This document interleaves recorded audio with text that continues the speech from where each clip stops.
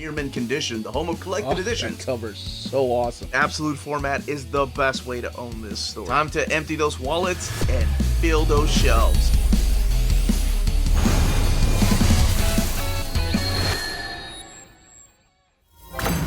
What's up, all you minties? It's BJ Kicks here, taking over Near Mint Condition, and I got 3 Marvel trade paperbacks to look at today, so let's dive in.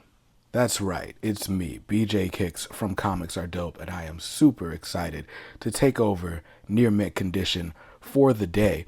And today we've got 3 trade paperbacks to look at. They all have just released on today in the book market, and they'll be available tomorrow, October 30th, at your local comic shop, and also places like cheapgraphicnovels.com, Dying Breed Collectors, Organic Price Books, and you know all the rest. So before we get started, huge thanks to Marvel Comics for sponsoring this video and allowing us to preview these books for you. And another quick note. I know Omar typically will go through all of the Marvel trade paperbacks as well as the Epic collections and Marvel Masterworks. Well, I'll let you know there are no Marvel Masterworks releasing this week, but there are 2 Epic collections that I don't have pictured here, so I do want to shout them out. The first is the Ghost Rider Epic collection, the Salvation Run. This is volume 2 in the Ghost Rider Epic collections. It's got some stories by Tony Isabella as well as Jim Shooter, with a ton of different artists in there. And then we've also got the Star Wars Legends Epic collection. This is the New Republic volume 8 out this week, and that is the final volume in the New Republic Epic collection. So if you're on the hunt, if you're an Epic collector, go ahead to your local comic shop.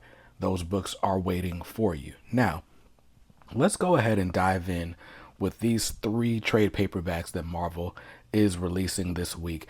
We've got The Incredible Hulk, Volume 3, Soul Cages, by Philip Kennedy Johnson, with art by Nick Klein, mostly. We've got Miles Morales, Spider-Man. This is Volume 4, Retribution, written by Cody Ziegler. The art in this volume primarily handled by Federico Sabatini. And then we've got Venomverse Reborn. And this book has a who's who of both writers and artists, not the least of which being Al Ewing, who's kind of steering the ship. But there's a lot of names in this book, so we're going to go ahead and get started. As a matter of fact, we're going to start with this one, the Venomverse Reborn.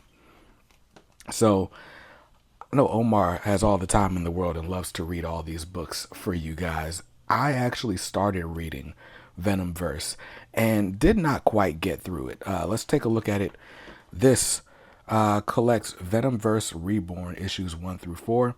As you can see, Benjamin Percy, Christos Gage, Al Ewing, Philip Kennedy Johnson, Adam Warren, Chris Giarrusso, Jerry Duggan, Steve Fox, Ryan North, Dan Slott. I am not even halfway through this list of collaborators on this. Just go ahead and pause it right here. But this collects Venomverse Reborn issues 1 through 4. Cover price on it is just $15.99. The Darkest Web of All is Respun. So you've heard of Spider-Verse. Now this one is taking you into the Venomverse. And I gotta say, it's very interesting. I love this artwork by Tony Daniel, by the way. So let's go ahead and just start thumbing through here, right? So like I said, I started reading this one and I did not quite get through it. Not because it wasn't good, but because I realized this is going to be a much more dense read than I was prepared for this evening. So, and just so you know, I'm recording this the night before you see it. So, what is this? What is the Venomverse? Well, basically, I'll give you the story as it's set up in issue 1. In issue 1, what we find is Venom. And this is Venom, not Earth 616 Venom, we find out. This is Venom from the Marvel Gamerverse. So where the Sony PS5 or PS4 Spider-Man games come, this is that version of Venom. So if you know, you know. I don't want to spoil any of that. Because it was kind of spoiled for me. I've never played the Spider-Man games. But what we've got basically is Null. Now, you know Null. Null was formerly the King in Black. Null is the god of all symbiotes. And if you're not familiar, all that was kind of established during Donny Cates' run on Venom and has been continued with the run by Al Ewing and previously with Ram V. And what's happened is, due to some events, that you've probably read in the mainline Venom title, Eddie Brock is now the King in Black. Eddie Brock now controls all the symbiotes. And Null doesn't like that. And so Null is trying to go across the Venomverse, thinking he can use his influence and powers as a god of symbiotes to basically get these symbiotes to fight Eddie Brock for that whole King in Black title. But at the same time as that story is going on, there's some interesting things happening here. We're finding there's like a symbiote kind of on the loose, and as you can see from some of this gnarly artwork, he's wreaking havoc. This symbiote is out here killing people, and so we've got like this interesting sort of B story happening where it's a whodunit. Avengers are turning up dead. They're turning on each other, and it's like, who could have done it? These people are dying from the inside out. Like, Iron Man was just chilling in his suit, but then you realize he wasn't in the suit. Gosh, that artwork is so gnarly. Look at that. He was just chilling in his suit, and somebody unalived him.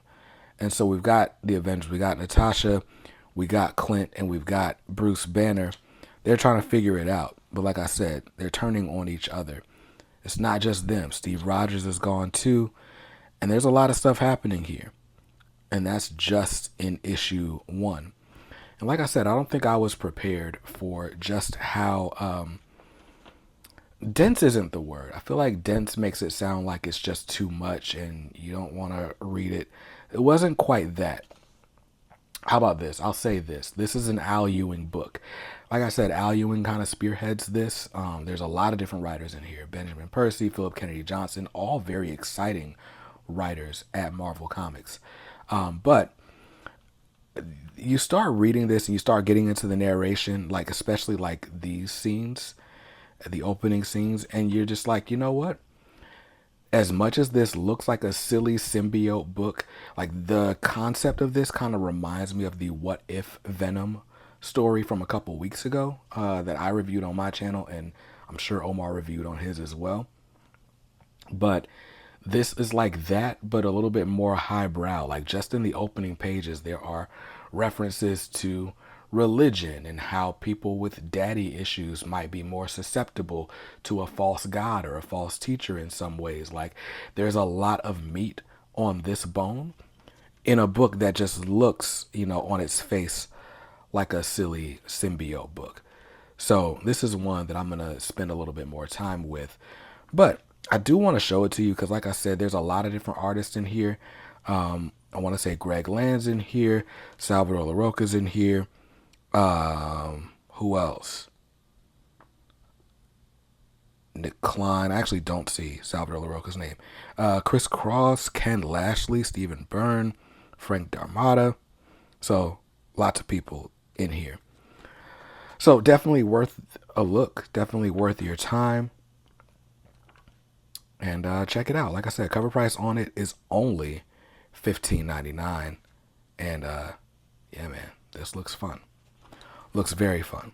So check that out.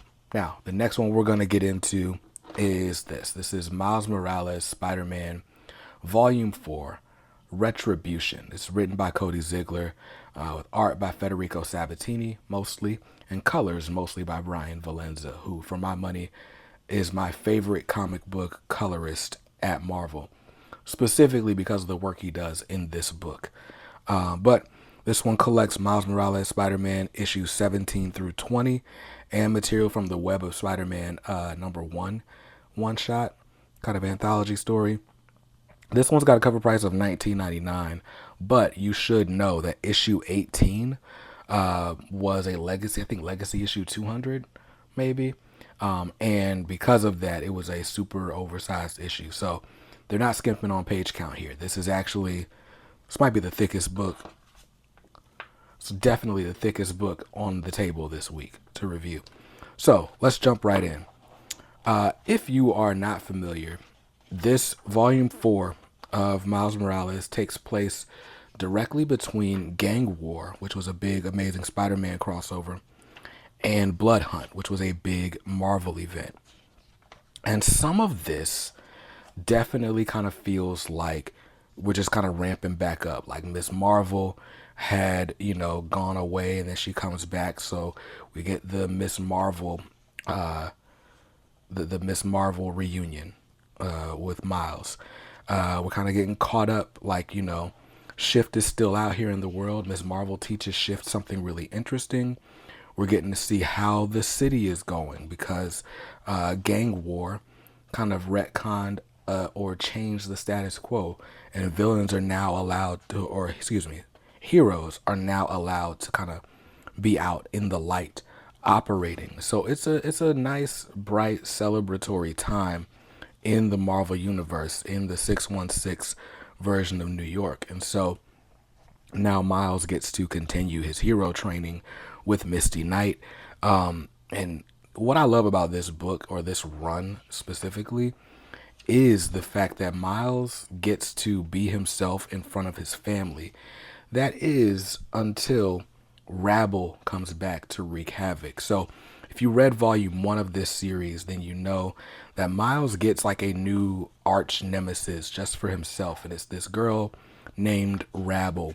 And I don't want to spoil it just in case you didn't read volume 1, but Rabble's origin is intrinsically connected with Miles. And I thought the way that Cody Ziegler went about her origin story specifically was really awesome. Like it was really good. And I was waiting to see, okay, well, are we going to get more from Rabble? And of course we do. We do get more from Rabble in this book. Specifically, once we get to like issue 18, it's a big showdown. We got appearances from the Prowler, of course, and Scorpion. I almost always want to call Scorpion Stinger. I don't know why. It's just reflexive. But we're getting more of Rabble's origin. We're getting more of her story. We're getting more of like what makes her tick. And here's Taskmaster. But it's like, why is she so bent on violence and doing things the way she's been doing them? She burned down Miles Morales' house, like just all sorts of stuff is happening that perhaps doesn't need to happen. Meanwhile, we do have like a sort of supervillain and superhero showdown, because we're still got to fight for like, control and, whose way is the right way of running the city in the aftermath of Gang War and the superhero. I think that's not the Superhero Registration Act, but everything from Devil's Reign up through now. We're back in, this is issue 18, because the art, this one's by Federico Vincentini. You can see it. Like, it's just, that's what I love about this series. This, to be quite honest, has been my favorite 616 Marvel series. And it's really just because of the way, honestly, it's not this run. This storyline, or this kind of, these few issues are fine. They're helping to kind of get back ramped up into the action.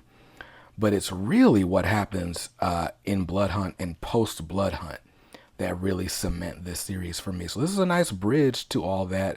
A nice bridge from Gang War into like the real meat of the series. But definitely a good volume. A good volume to check out. Cover price on it, again, $19.99.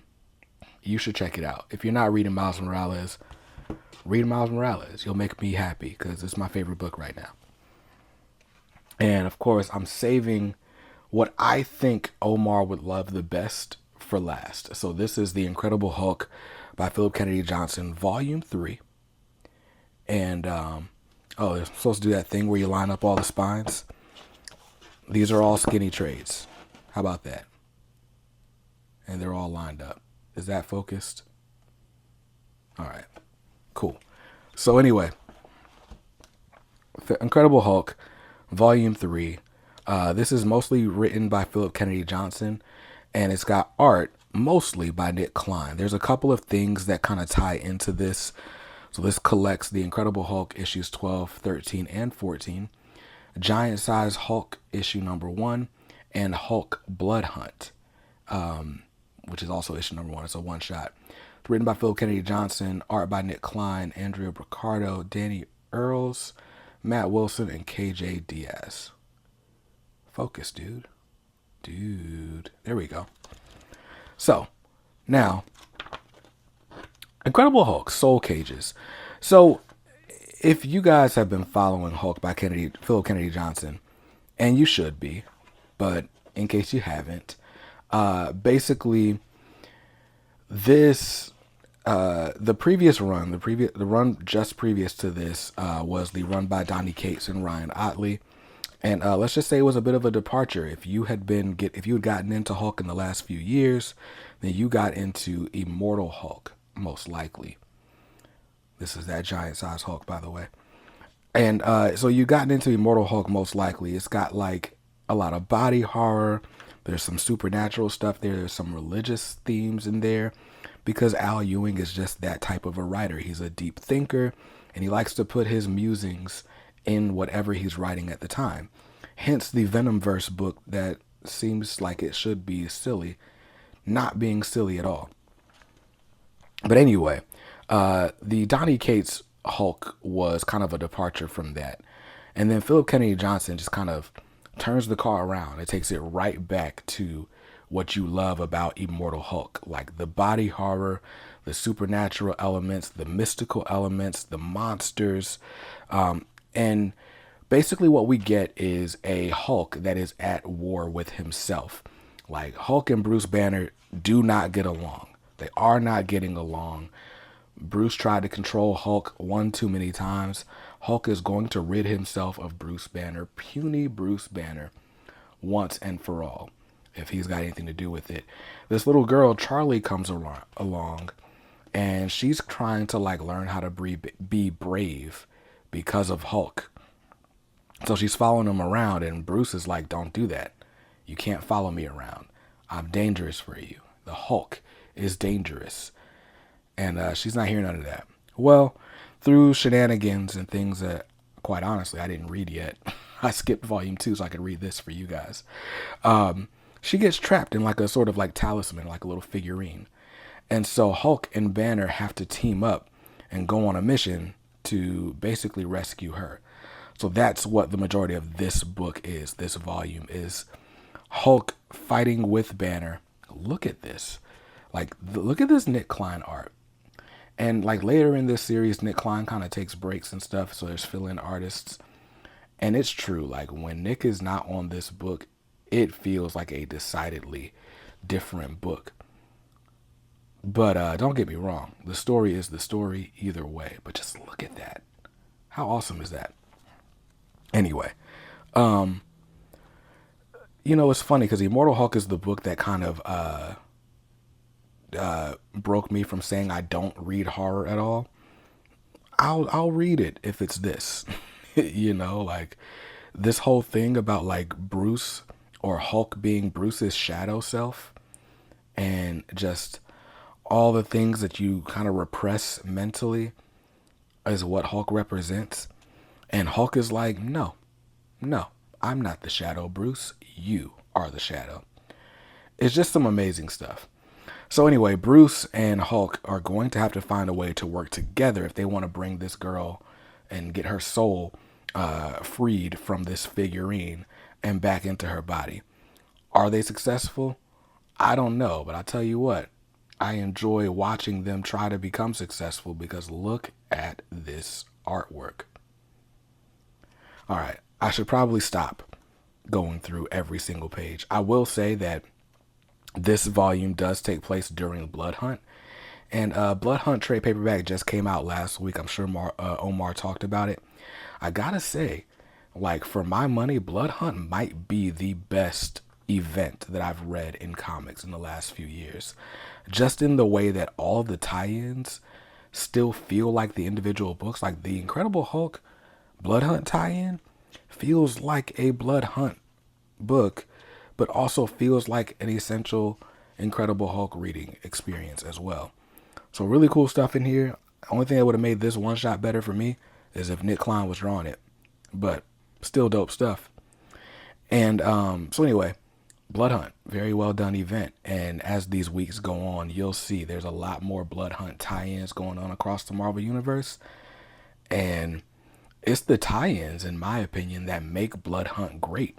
Even though the A story by Jed McKay is pretty good. Let's flip to the back. Let's see if there's any, let's look at this art.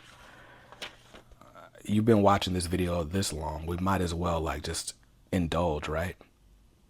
Look at that. Look at that. Just cool stuff. So we do get a little bit of a cover gallery. A couple of extras. Not a ton. We get some extras in here. And I guess we'll wait for the omnibus to get all the extras that we want.